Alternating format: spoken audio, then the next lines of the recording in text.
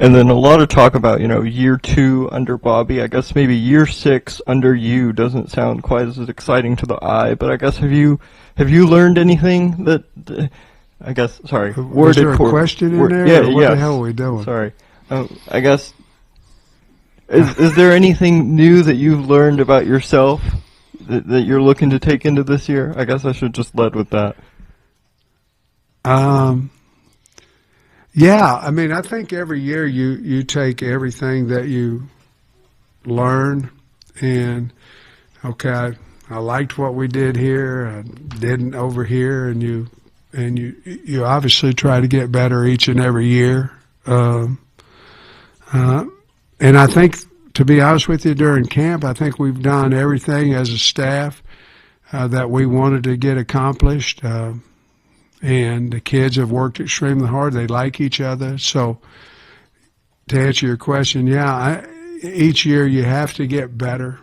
And what was our main problem? We got to hold on to the ball and you got to get more turnovers and make field goals when we need to make field goals. And we've got a lot of other stuff to work on as well, but I think the format of practice and the way we're doing it and the physicality and all that is working for us. So I'm happy with what I've learned over 6 years, and I've still got a long way to go.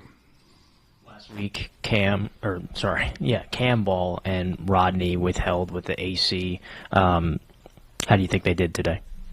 Well, Rodney didn't play. We still held him. Now, he's been practicing in green and all that, but there was no reason to play him today. He'll be ready to go. Cam Ball, I thought, had a good week as well as a good scrimmage today. To answer your question, we had Scott Starsick kick in front of the Chancellor. 2 kicks in front of the Chancellor, 2 55-yarders. He made one, missed one. What else did we do this week with Starsick? Yeah. But whenever he's kicking in front of the Chancellor, I thought about you. I thought, okay, that's going to be a situation that you don't know about, but that's not fair.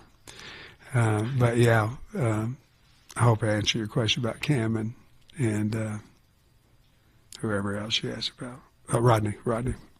Offensively, what were you able to learn more about Cam Shanks? I think we can run the ball,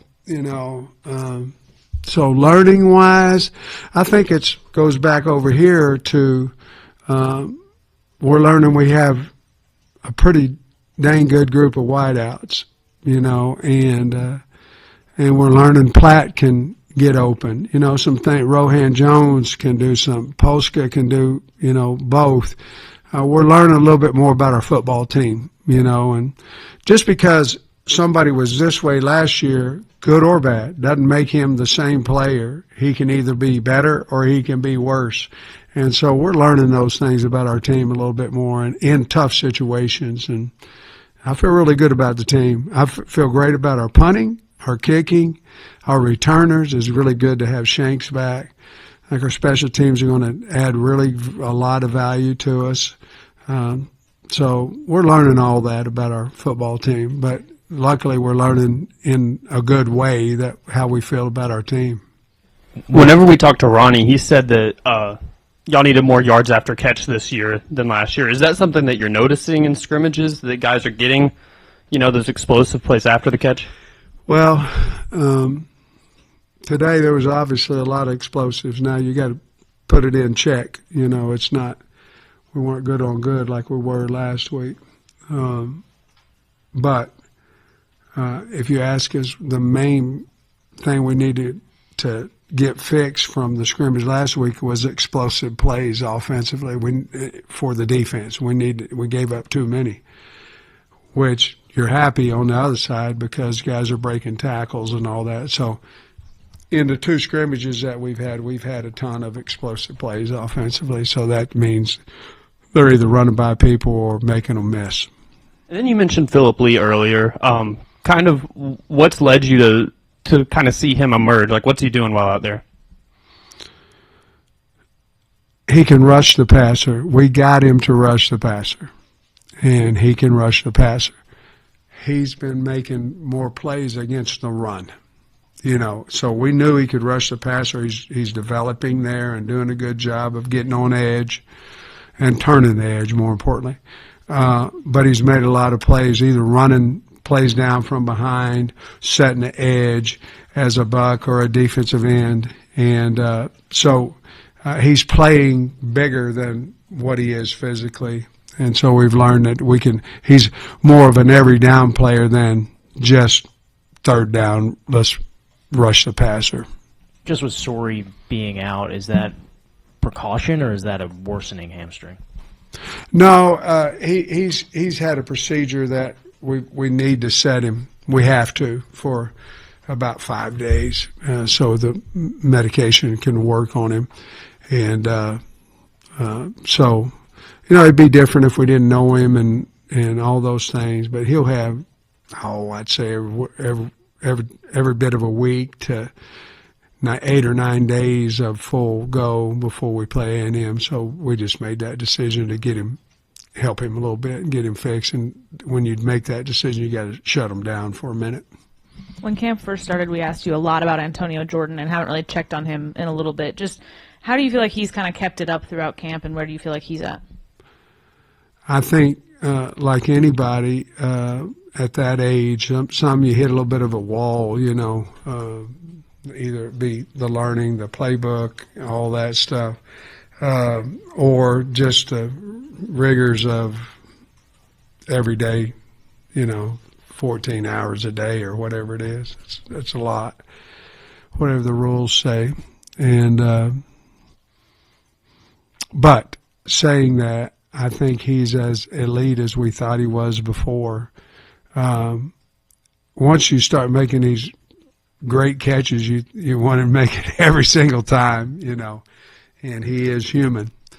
But he's very, very good, and I think he's going to be an elite player in our league, not just for the university, but in our league, and I'm really pleased with him.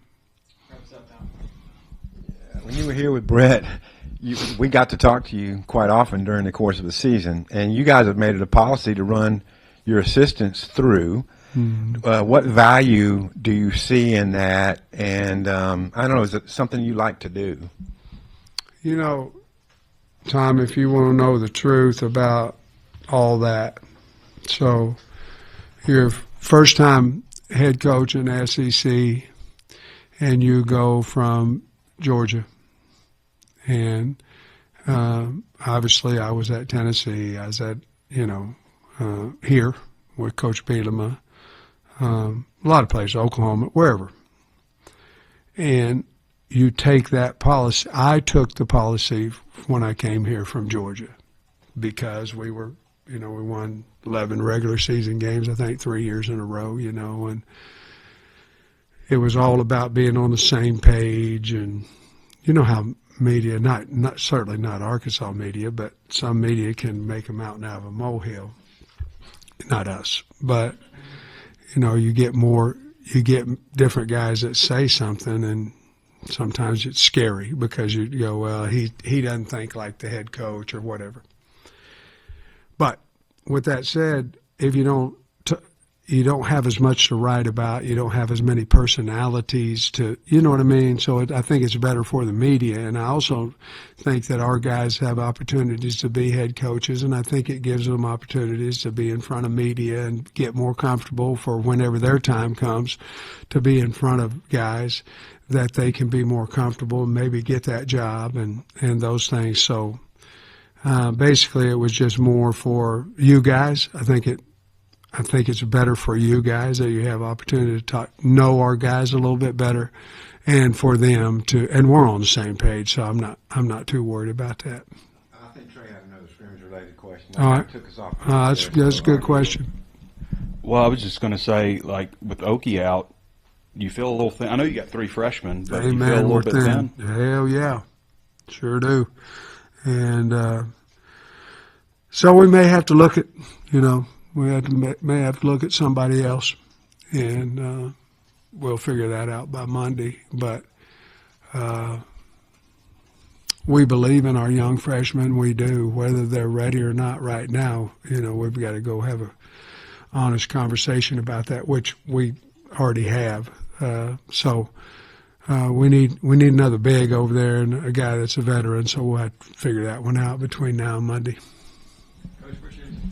All right, guys. Thanks, man. Point that chancellor out.